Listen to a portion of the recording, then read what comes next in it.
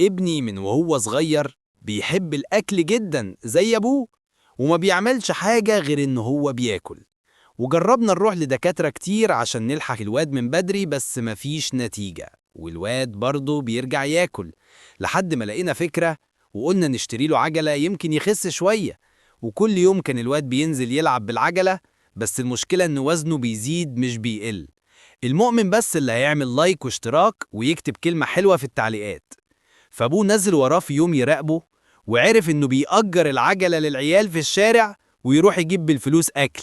لقيت ابوه بيقول لي: بالرغم ان الواد غفلنا احنا الاتنين، بس الواد اثبت لي انه ذكي ودماغه شغالة. الموقف التاني: زمان اول ما ركبنا التليفون الارضي في البيت، كان بابا في الشغل وانا وماما اللي وقفنا مع الراجل وهو بيشغل التليفون. بعد ما الراجل خلص ومشي، لقينا حد من شركة التليفونات بيتصل، وماما اللي ردت عليه. فقال لها: افصلي الخط دلوقتي يا مدام عشان بنغسل السنترال، واوعي تحط الفيشة لحد ما السنترال ينشف احسن نتكهرب ونموت كلنا. ماما فعلا راحت فصلت الفيشة، ونسينا اصلا الموضوع. جينا بالليل بعد ما ابويا رجع من الشغل، قال لها: انت لسه فاصله الفيشة؟ زمان السنترال نشف من بدري. طلع هو اللي عامل المقلب في الاخر.